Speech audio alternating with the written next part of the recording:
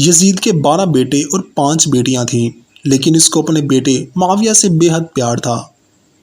یہ یزید کا واحد بیٹا تھا جس کی پیدائش پر اس نے پورے شام کو دلہن کی طرح سجا ڈالا اور اپنے اس بیٹے کا نام اپنے والد کے نام پر یعنی کہ معاویہ رکھ دیا۔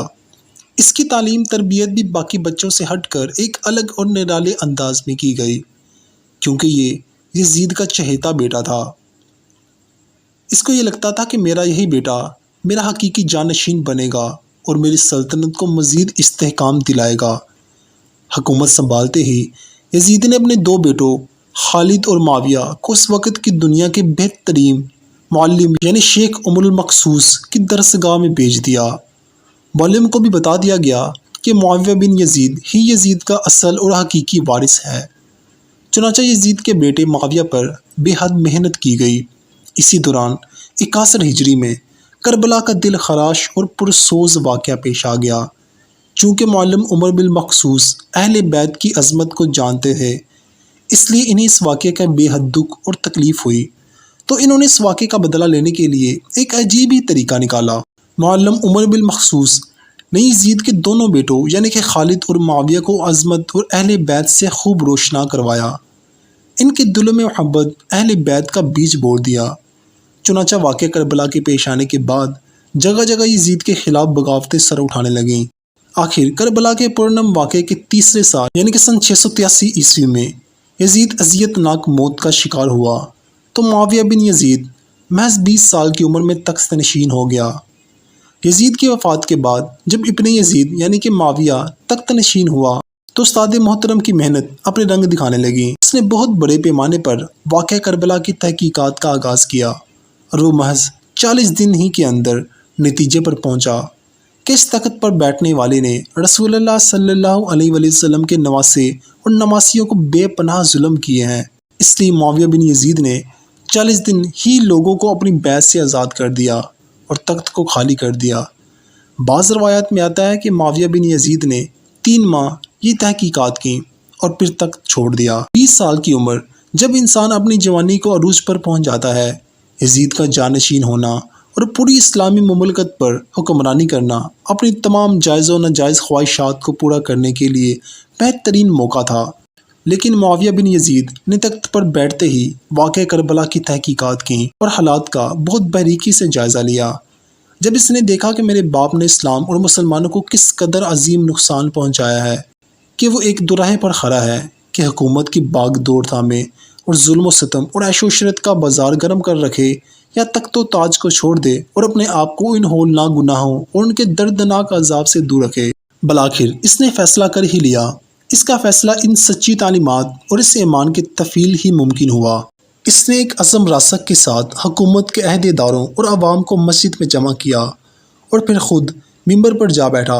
اس نے اپنی تقریر میں سب سے پہلے خدا کی حمد اور اس کے بعد رسول اللہ صلی اللہ علیہ وآلہ وسلم پر درود بھیجا اور پھر یوں کہنے لگا، میرے باپ یزید کو جب حکومت ملی تو اپنے اعمال اور بدکرداری کی وجہ سے ہرگز اس کام کے اہل نہیں تھا، لیکن وہ بھی اس پر قابض رہا۔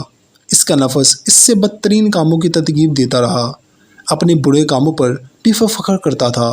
میرے باپ نے اللہ کی حدود سے تجاوز کیا، آل رسول پر بے پناہ ظلم ہونے دیے۔ یہ کہنے کے بعد معاویہ بن یزید رونے لگا اور تھوڑی دیر کے بعد دوبارہ یوں بولا، اے لوگو، میں تمہارے مظالم اور گناہوں کا بوجھ نہیں اٹھا سکتا اور نہ آل رسول کے قاتل اس ممبر پر بیٹھ سکتا ہوں۔ میری خواہش تو یہ ہے کہ ممبر حضرت زین العابدین کے حوالے کر دیا جائے یا پھر جس کو تم لوگ بہتر سمجھو یہ ممبر سنبھالے گا۔ میں تم لوگوں کو اپنی بیعت سے آزاد کرتا ہوں۔ معاویہ بن یزید کے ان الفاظ نے لوگوں کے دلوں میں آگ لگا دی۔ پھر معاویہ بن یزید ممبر سے اتر آیا۔ اس کی ماں اور دیگر عزیز و اقارب آئے تو دیکھا تو روئے جا رہا، تو اس کی ماں نے کہا، کاش تم حیض کا چترا ہی ہوتے اور میں تمہاری خبر نہ سنتی۔ اس نے کہا، خدا کی قسم میں بھی یہی چاہتا ہوں، اگر میرے خدا نے مجھے معاف نہ کیا تو میرے لیے برا ہوگا۔ بنو امیہ نے اموی شہزادے مروان بن حکم کے ہاتھ پر بیعت لی اور اسے تخت پر بٹھا دیا۔ اپنا دارالحکومت مستقل طور پر دمشق کو بنا لیا۔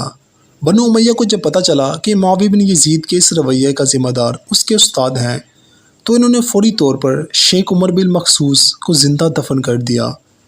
مروان کی حکومت سنبھالتے ہی معاویہ بن یزید کو زہر دے کر مار دیا گیا۔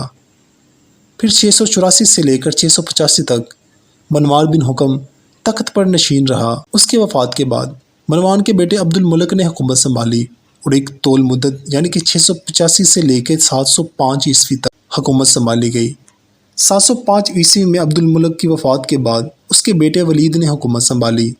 اسی کی حکومت میں سندھ، اندلس اور دیگر بہت سے علاقے فتح ہوئے۔ اسی کے دوران حضرت سیدنا امام حسین کے شہزادے سیدنا امام بن زید العابدین کو زہر دے کر شہید کر دیا گیا۔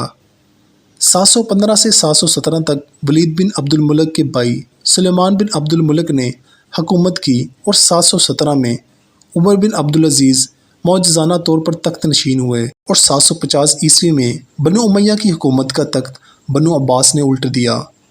یہ ابو مسلم خراسانی تھا جس نے بنو امیہ کے آخری حکمران مروان ثانی کو شکست دی، اور ابو المسلم خراسانی نے بنو عباس کے ابو جعفر مخصوص اور ان کے بھائی ابو العباس صفاق کو حکمرانی سونپ دی۔ اسی طرح عباس کے پہلے حکمران ابو العباس نے آتے ہی بنو امیہ کا نام و نشان مٹانے کی قسم کھا لی، بہت سے لوگوں کو قتل کر دیا اور کربلا کے واقعے میں ملوث تمام کرداروں کی قبریں تک کھود دی گئیں۔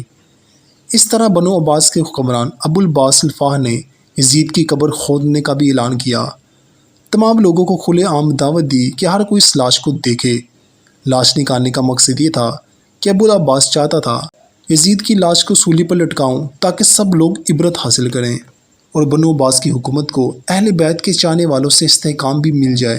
چنانچہ یزید کی عبرتناک موت کے 65 سال کے بعد حکمران ابو العباس نے اپنی نگرانی میں یزید کی قبر کو کھدوایا گیا، لیکن جب قبر کو کھولا گیا تو سب یہ دیکھ کر حیران رہ گئے کہ اس میں لکڑیوں کی راکھ، بدصورت کتے اور ایک استھے کے سوا اور کچھ نہ تھا۔